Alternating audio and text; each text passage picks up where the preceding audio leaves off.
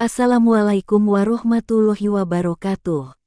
Proses terbentuknya kerajaan Mughal di India. Mughal adalah kerajaan termuda di antara Utsmaniyah, Turki, dan Safawi, Persia. Mughal berdiri 25 tahun setelah berdirinya Safawi, Persia. Awal kekuasaan Islam di wilayah India terjadi pada masa Khalifah Al-Walid dari dinasti Bani Umayyah. Penaklukan wilayah ini dilakukan oleh tentara Bani Umayyah di bawah pimpinan Muhammad ibn Qasim. Kerajaan Mughal di India dengan Delhi sebagai ibu kota didirikan oleh Zaharuddin Babur tahun 1482 sampai tahun 1530 Masehi, salah satu dari cucu Timur Leng. Ayahnya bernama Umar Mirza penguasa Fergana. Babur mewarisi Fergana dari ayahnya ketika berumur 11 tahun. Pada tahun 1494 Masehi, dia berhasil menduduki Samarkand yang menjadi kota penting di Asia Tengah dengan bantuan dari Raja Safawi, Ismail I. Kemudian di tahun 1504 Masehi, kota Kabul di Afghanistan berhasil diduduki. Setelah Kabul berhasil ditaklukkan, Raja Babur melanjutkan ekspansinya ke India untuk melawan Raja Ibrahim Lodi sebagai penguasa India. Karena terjadi krisis pemerintahan di India, hal ini menguntungkan pihak Babur. Dengan mengerahkan militernya, akhirnya pada tahun 1525 Masehi, berhasil menaklukkan Punjab dengan ibu kotanya Lahore, dan di tahun 1526 Masehi terjadilah pertempuran yang dahsyat antara pasukan Ibrahim dengan Babur di Panipat. Babur berhasil memasuki kota Delhi pada tanggal 21 April tahun 1526 sebagai pemenang dan menegakkan pemerintahan dengan mendirikan kerajaan Mughal di Delhi. Kemajuan di bidang politik dan sosial, puncak kejayaan kerajaan Mughal terjadi pada masa pemerintahan putra Humayun, Akbar Khan, tahun 1556 sampai tahun 1605 m. Sistem pemerintahan Akbar adalah militeristik.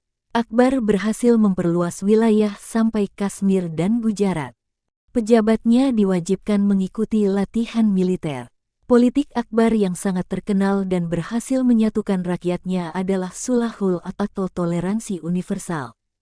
Dengan politik ini semua rakyat India dipandang sama, tidak dibedakan etnis dan agamanya. Sehingga di masa Akbar, kerajaan tidak dijalankan dengan kekerasan, ia banyak menyatu dengan rakyat. Bahkan rakyat dari berbagai agama tidak dipandangnya sebagai orang lain. Amir-amir dan sultan-sultan Islam yang selama ini berkuasa di daerahnya sendiri dengan cara kesewenang-wenangan bersama dengan para maharaja beragama Brahmana. Berkat Akbar semuanya telah menjadi tiang-tiang bagi sebuah imperium Islam yang besar di benua India. Di samping itu, pemerintahan tidak dipegangnya sendiri, tetapi diadakannya menteri-menteri. Kepada pemungut pajak diperintahkan dengan keras agar tidak memungut pajak dengan memaksa dan memeras. Di dalam persoalan agama, beliau sangat toleran dan bagi orang yang beragam Hindu dihormati oleh Akbar dan tidak dipaksa untuk memeluk agama Islam. Dengan demikian, Akbar adalah seorang reformis kerajaan Mughal yang telah menata pemerintahan dengan sistem yang lebih baik dibanding dengan kerajaan-kerajaan sebelumnya. Di bidang agama, ia adalah sebagai tokoh moderat yang memberikan kebebasan kepada pemeluknya untuk melaksanakan ibadah sesuai dengan keyakinannya masing-masing. Dengan adanya kebijakan seperti di atas, rakyat India sangat simpati kepadanya dan kehidupan sosial masyarakat saling hormat-menghormati serta senantiasa menjunjung tinggi toleransi. Kemajuan di bidang pengetahuan dan seni, bersamaan dengan majunya bidang ekonomi kerajaan Mughal pada abad ke-17, mengalami kemajuan dalam bidang pengetahuan, seni, dan budaya. Di bidang pengetahuan kebahasaan Akbar telah menjadikan 3 bahasa sebagai bahasa nasional, yaitu bahasa Arab sebagai bahasa agama, bahasa Turki sebagai bangsawan dan bahasa Persia sebagai bahasa istana dan kesusastraan.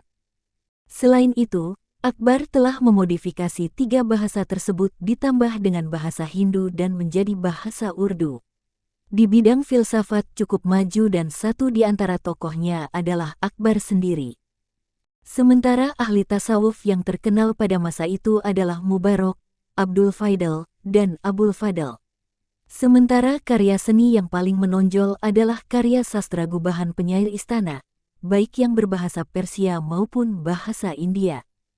Penyair India yang terkenal adalah Malik Muhammad Jayadi, seorang sastrawan sufi yang menghasilkan karya besar yang berjudul Padmavat, sebuah karya alegoris yang mengandung pesan kebijakan jiwa manusia. Pada masa Akbar, dibangun istana Fatpur di Sikri, villa, dan masjid yang indah. Pada zaman Shah Jahan, dibangun masjid berlapiskan mutiara dan Taj Mahal di Agra, Masjid Raya Delhi di Istana Indah, Lahore. Sultan-sultan Mughal juga mendirikan makam-makam yang indah. Berdasarkan uraian di atas, maka ilmu pengetahuan, seni, dan budaya pada masa kerajaan Mughal maju cukup pesat, khususnya pada masa Akbar.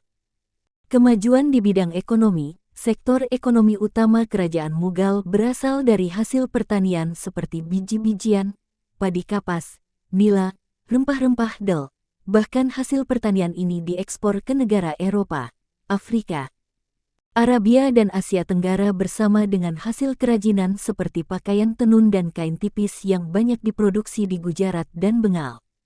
Bahkan untuk meningkatkan hasil produksinya, Jengahir mengizinkan Inggris 1611 Masehi, dan Belanda 1617 Masehi, mendirikan pabrik pengolahan hasil pertanian di Surat. Kemajuan yang dicapai Akbar dapat dipertahankan oleh 3 sultan berikutnya, yaitu Jehangir, tahun 1605 sampai tahun 1628, Shah Jahan, tahun 1628 sampai tahun 1658,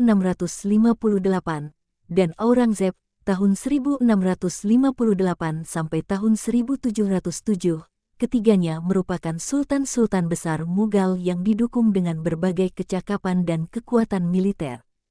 Tetapi setelah terjadi pergantian raja-raja sesudahnya, kerajaan Mughal mengalami kehancuran. Faktor-faktor kemunduran kerajaan Mughal. Ada beberapa faktor yang menyebabkan kekuasaan dinasti Mughal mundur dan membawa kepada kehancurannya pada tahun 1858 Masehi, yaitu 1. Terjadi stagnasi dalam pembinaan kekuatan militer sehingga operasi militer Inggris di wilayah-wilayah pantai tidak dapat segera dipantau oleh kekuatan maritim Mughal. 2. Kemerosotan moral dan hidup mewah di kalangan elit politik yang mengakibatkan pemborosan dalam penggunaan uang negara. 3. Pendekatan Aurangzeb yang terlampau keras dalam melaksanakan syariat Islam tanpa adanya toleransi antar umat beragama Islam dengan Hindu, sehingga konflik antar agama sangat sukar diatasi oleh sultan-sultan sesudahnya. 4. Semua pewaris tahta kerajaan pada paruh terakhir adalah orang-orang lemah dalam bidang kepemimpinan. Terima kasih Anda sudah menonton video ini. Jangan lupa subscribe, like, komen, dan share video ini ke teman-teman Anda. Nantikan episode berikutnya. Assalamualaikum warahmatullahi wabarakatuh.